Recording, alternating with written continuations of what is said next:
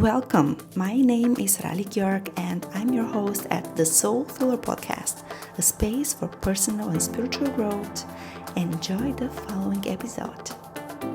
This is so important because a lot of people forget that however I say things, it will never be the way I said it. It will be the way you. So this is quite often is happening. If anything in this podcast is triggering you, question this. Ask yourself this. Hopefully something is triggering. And even when something is triggering you, remember to take a deep breath and let it go.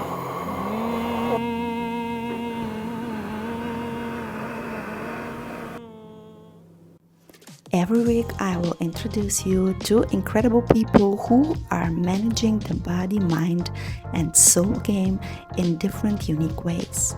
We will talk about spiritual practices and other helpful techniques and tools that will help you to improve your spiritual, physical, mental, and emotional health. This is a good question. I do think that I can speak for myself, that I'm very much an empath and that I'm very connected with my emotions. There's something that's happened, so it's an external trauma of some sorts that has then presented itself. There's been a car crash where you've fallen over or you've injured yourself. You will meet experts from different fields, life coaches, doctors, trainers, entrepreneurs. So ultimately, it's just labels that again doesn't reflect our true nature, which is way deeper than that. To enjoy the most incredible human experience in this lifetime, we need to take care of the body, the mind, the heart, and the soul in many ways. By spending time outside, I think it's just a really great way to burn more calories in a fun way. And of course, there's other health benefits to it as well. And you were one of the most positive people I met. Namaste. So, welcome to Eddie Williams. As you see, a certified personal trainer and wildlife biologist and future lawyer, right? And so many other things. Today we'll talk about nature, about mindful fitness, about nutrition, about birds, about, everything. How are you, Eddie? I'm doing amazing. How about you? I am great. Thank you. And thank you for taking the time to share your wisdom with us and your energy too. Well, thank you so much for having me. Of course. And you were one of the most positive people I met, and not only in Barcelona. And it's always wonderful to connect with you and to, just talk to you. And you're my favorite person for nutrition discussions also. And so first question would be, despite all the titles and like labels and so on stuff, who are you? Who is Eddie Williams? I would say I am a very curious person who just loves to think about things and explore things and really just learn more about the natural world, and that includes both the earth, this beautiful planet that we have, and also just our bodies and how we can take care of our bodies and really do everything we can to be the best that we can possibly be. And it's by that I mean not only the body but also the mind as well. So, I would say I'm a scientist, but I also just love learning about stuff. And I do have an academic background in science, but I'm also in law school now, as you said. So, I've had an interesting journey, but I would say in a nutshell, I'm someone who's just very curious about the world, and I just love helping people with their health and fitness journey. And I would say my main purpose in my life, I think, has always been to try to connect people to nature and just really try to help people realize how beautiful our planet is and how important it is to protect it. Wow, amazing. And how about your connection to nature? When do you remember when it started, or when did it really start? Yeah. So I don't remember when exactly I got interested in nature. I think I was just kind of born with it, so I was lucky about that. But I think growing up, I always used to go to my grandparents' lake house in the state of Wisconsin, which is in the central part of the USA. It was up in the woods on a lake, and I was in nature and would just go exploring in the woods, and I would find little animals, critters like frogs and insects. I used to collect insects. So growing up, I was just always into nature. I always wanted to be a biologist. And when I was in high school, actually, I was very fortunate to go to Peru for a week with a couple of my biology teachers, and they really got me interested in nature at a deeper intellectual level. So, yeah, I think growing up, I was lucky enough to have some experiences that helped me become more interested in nature, but I always just loved it. I had no real explanation for why I loved nature to the level that I did. Yeah, wow, it sounds great. And what about, I know that you also love birds, yeah, to know more about them, to just watch them. And I remember that you saw many different kinds here in Barcelona, or not exactly in Barcelona, but like Catalonia or in Spain. How this how did you find that passion for you about not only nature and animals, but particularly birds? Well, so yes, I'm a birder. Uh, some people call it bird watching or birding. And it's basically when you just go outside and you watch the birds and you keep track, you count the birds that you see, you identify them. A lot of people take photos. I've gotten into the photography aspect. And the reason why I got into birds was actually on that trip that I took to Peru to the Amazon. My teachers got me interested in it then. And then I took a class when I was in high school specifically on birds. And I just discovered this whole world of bird watching. And it's actually a growing hobby. It's mostly popular with senior citizens, mostly older people, not too many people around our age, but it is getting more popular our age. And I had always grown up, I'd always loved nature, but it was when I was in high school when I discovered the specific hobby of bird watching. And there's so many reasons why people like it. For example, one reason is it's kind of like Pokemon in a way. It's this idea that you go outside and you want to see them all. You want to see all the species. You always want to see new ones. And Pokemon, you want to catch them all, So I think we kind of have this innate tendency, or a lot of people have an innate tendency to try to collect things and observe things, So that's kind of that was pretty much how I got interested in bird watching, and it's been kind of my big, unique sort of personal hobby um, ever since I was a teenager. Wow. And how you combine like fitness and nature, maybe birds too. Tell me more about your approach. It's very unique. It's really interesting, and it's fun because I'm one of those people who are like bored to go to the gym, like closed and dark and just still and not so fun, and nature is kind of different. So yeah, I'd like to know more about, or I already know, but for my audience to know more about it because it's really fascinating.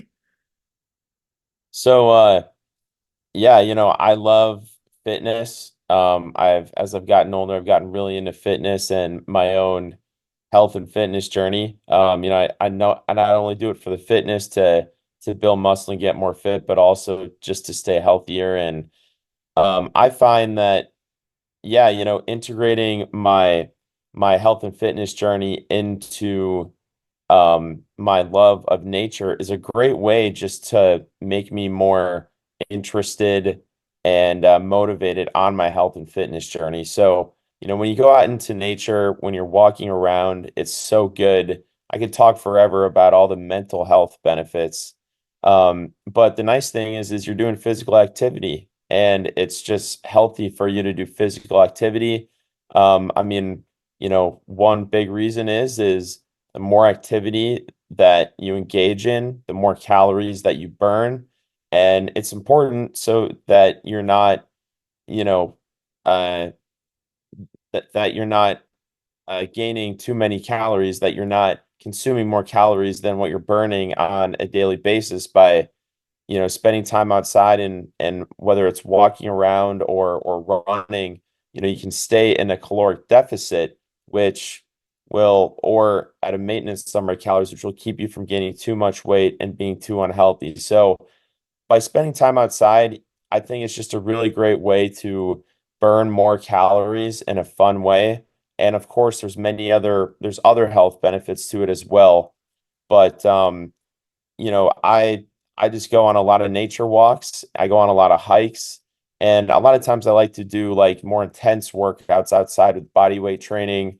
And in between my workouts, I will observe nature. I will, I'll go bird watching. I will, I think there's lots of activities you can do outside nature to try to connect to nature and make yourself more relaxed, and everything from meditating to journaling to just really observing the fine details of nature around you. There's so many things you can do to really just turn it into an experience where you're just improving your whole mindset when it comes to your fitness journey. So and that's what my coaching program is all about. That's what I've done throughout the years, and that's what my coaching program is all about. That's what I try to teach my clients how to do. I love it. I really love it. Like because our health, mental and spiritual and physical, everything is connected. And I love the way you explain it. And yeah, your gift that you're sharing, it's incredible. Because we really need all those components, right, to be our best version, and to go through this, I don't know, matrix or not, as our not best form, but I believe that's the best way to have fun of all of it, right? And I think that's all about not I only 100% agree. yeah, not only gain muscle or whatever, but it's about the health in all those directions. And yeah, it's really, really fascinating. Let's talk about food too, right? Like nutrition.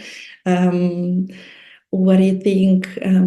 Is there universal diet, or it's all about the calorie destruction? And are there things that you don't recommend? Are there foods or some things that you definitely recommend to be like a must for the diet? I know that you're not a fan from processed food. It's sure everybody know why, but what are your basics? So I think what matters is that what really matters is you can pretty much eat anything you want as long as your total nutritional profile is adequate for your health. So, for example, on a consistent basis, do you want to be eating more calories than what you're burning on a daily basis? No, because that's going to make you gain too much weight, too much excess fat, adipose tissue, and that will be unhealthy for a lot of different reasons. You want to get enough fiber, okay? Because fiber, they haven't really been able to put their finger on it, but fiber is just highly correlated with so many health benefits.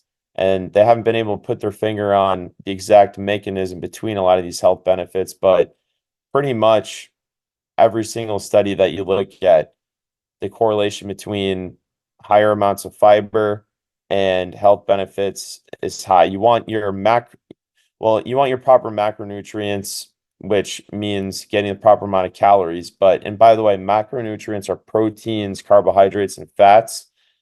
Really, you want enough protein, and you want, in terms of protein, you need all of your amino acids. Okay. Amino acids make up protein. Those are the building blocks of protein. You want to get all of your proper amino acids to be healthy. And then you do need a certain amount of fat. You need a certain amount of unsaturated fats, the types of fats you might get from nuts or like plants. And you can get unsaturated fats from animal sources as well. But those are like the healthy fats, and you want to minimize your saturated fat and stuff like trans fats. And and of course you need all your micronutrients as well. So, those are just, I think there are other things that go into the makeup of your total nutritional profile that you need. The thing is, you can do all kinds of diets. There's all these influencers online that push all of these diets. Some of them might sound, a bit more extreme than others, but all across the spectrum, the truth is, as long as you're getting an adequate nutritional profile, you can do pretty much any diet that you want for your health. And in terms of weight loss, if you're trying to lose fat, what really matters is how consistently are you following that diet? Are you in that caloric deficit? Are you burning more calories than what you're consuming on a daily basis? And are you following it consistently?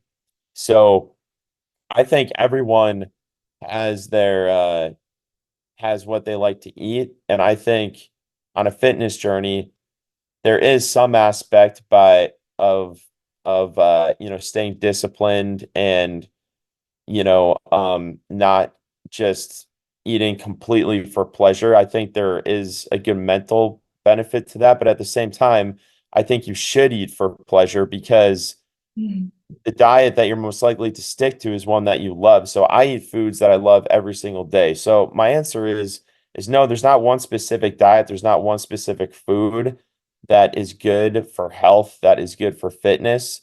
What really matters is just, are you getting all your adequate nutrients?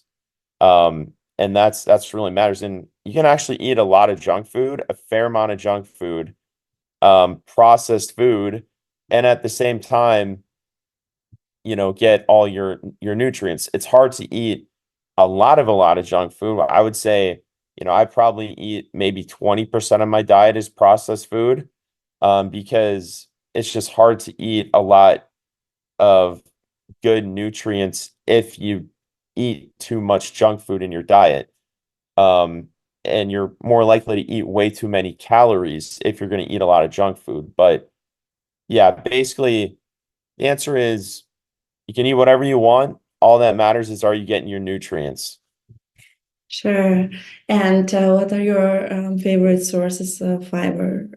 Fiber, for example. Well, fiber, that's one thing about a carnivore diet. There's a lot of these people who push this carnivore diet online. It's hard to get fiber if you're eating a carnivore diet. So plants are a really good source of fiber.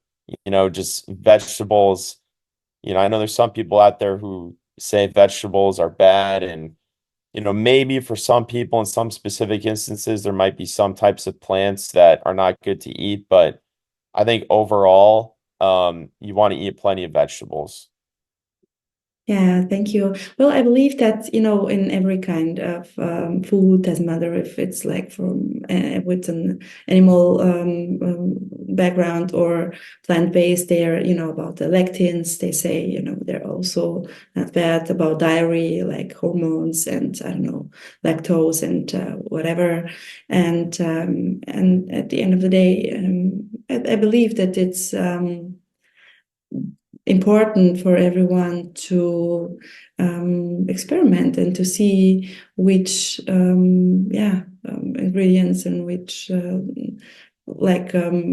elements are good for themselves, and it's very individual and it's very intuitive, and I believe that everything that makes you feel good, I mean physically good, not like sugar, with a spike and then you're happy, but when you eat, for example, I'm someone who doesn't tolerate much carbs. I'm very tired after pizza or something like this. And I know I eat it sometimes, of course, but I know that other things, plants and so on, are better for me because I feel better after that. And of course, I agree about macro and micro elements also, or nutrients. That's very important too. And there is that new trend I just saw a few days ago about the women diet, biohacking and stuff, that we need 30 gram protein every meal.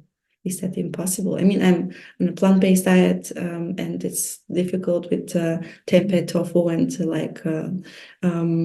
plant-based protein to get even 30. Well, per day it's fine, maybe 50, but really not so easy. And I just cannot imagine to get there for 3 times in a day, right? If we say I have 3 meals, and what do you think? So sorry, that the question is, how do you get enough protein on a plant-based diet? No, do we need at least 30 gram protein per meal? Oh, okay. So for protein, so really quick, just before I answer, I just want to really quick, I just want to say, a lot of times when people talk about nutrition, they make blanket statements. And what I'm talking about is, when I say you should eat a lot of vegetables to get a lot of fiber, I mean, it is true vegetables have a lot of fiber, but I think I completely agree with you on the concept that everyone needs to eat in a way that makes themselves healthier. Okay?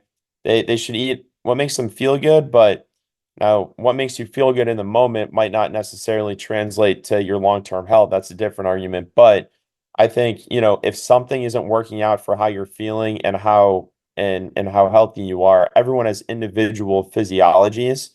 So, just because, the science says that vegetables are good for everyone, I think there are some rare cases out there that, there are some types of vegetables that might not be good for some people to eat, So I just want to say that I think that's really important for everyone to remember that, everyone is an individual, and the advice we give here is just based on the science that has been done on the human population in general and what's good for the average person. All right. So the question, do you want to get 30 grams of protein every meal? Is that enough?